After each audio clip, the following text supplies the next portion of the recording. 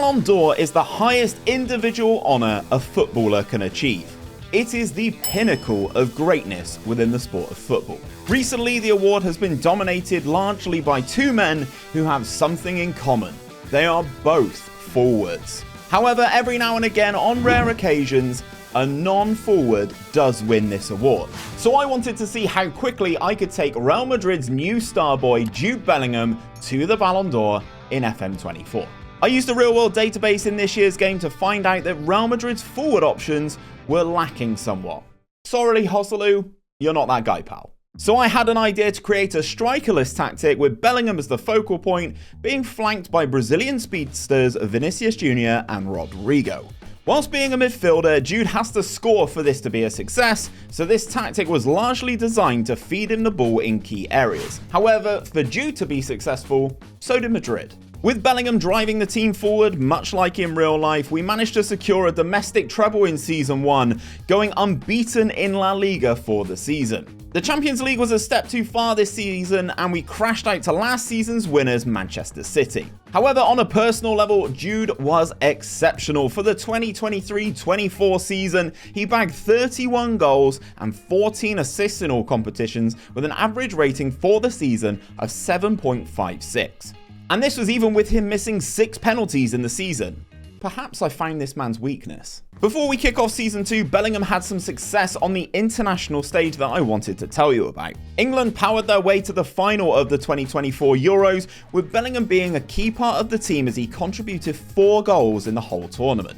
In that final, England faced Portugal, and Jude even got on the score sheet in that game. So our man had won 3 domestic honours in Spain with Real Madrid, and he won the 2024 Euros with England, so surely he'd be a nailed-on candidate for this year's Ballon d'Or, right? Moving into Season 2 at Madrid, I couldn't rest on my laurels as I really wanted to get Jude that Champions League trophy. Lots and lots of money was thrown around that summer, with over 600 million being spent and us recouping 150 million in player sales. Key outgoings were Ferland Mendy and David Alaba, who both joined Arsenal for a combined 90 million, Brahim Diaz, who joined Bayern Munich for 32 million, and Luka Modric, who left the club on a free transfer to join PSG. And on the incoming side of things, we had Jamal Musiala, who joined for an eye-watering £250 million. Trent Alexander-Arnold became the second English player at the club, joining from Liverpool for another 200 million. We also had the pre-arranged signing of Brazilian wonderkid Endrick and the addition of João Cancelo to be a great option in both fullback spots. This meant going into season number 2, we were favourites to win the La Liga title at Madrid, and this team was really cooking. I need it to do well this year. Flash forward to the Ballon d'Or awards night, and to my surprise, Bellingham didn't even make the top 3. Manchester City hitman Erling Haaland scooped his first Ballon d'Or, with Kylian Mbappe and Kevin De Bruyne coming in 2nd and 3rd respectively. To me, this felt like a bit of a huge snub, but we will be back, I promise you. In Season 2, Jude continued to be exceptional in this formation and even developed further as a player. This season, he had 50 goals in all competitions along with 17 assists, and saw him add even more silverware to his growing trophy cabinet. Madrid managed to pick up another La Liga title along with a Copa del Rey, but continental success was key. The league phase of the Champions League was pretty straightforward, but we picked up impressive wins against Liverpool and Barcelona, and we even thumped Antwerp 11-0. In the quarterfinals, we were able to get our own back on Manchester City for knocking us out of the competition last season, as we dominated the first leg of the tie, putting 5 goals past Pep's boys, with Jude bagging yet another brace. This set up an all-Madrid semi-final tie, but Bellingham went one step further in this first leg and bagged himself a stunning hat-trick in a 5-0 demolition. It was PSG in the final, and our British boys came up trumps, with Trent Alexander-Arnold and our boy Jude bagging the goals to see us lift the Champions League trophy.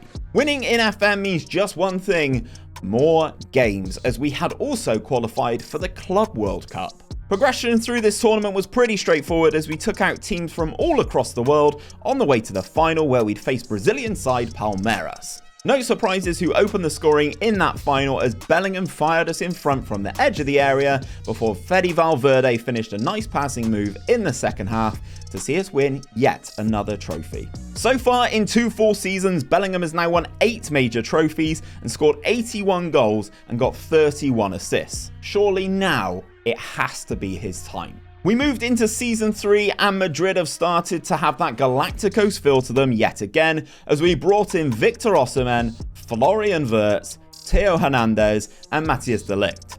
However, with Nacho and Vinicius Jr. leaving the club, it meant that we had a hole to fill at captain and there was only one man who could step forward. Captain of Madrid, aged just 22 and ready for another season of greatness. Or so I thought. Bellingham's start to the season was really hampered by a few small injuries, but once he'd recovered, he announced his return with a 13-minute hat-trick against West Ham in the Champions League. He continued to fire in the goals for this Madrid side of superstars, but then awards night hit again. This time, there was no other option. Bellingham was awarded the Ballon d'Or, beating PSG striker Kylian Mbappe and former teammate Vinicius Jr. to the award.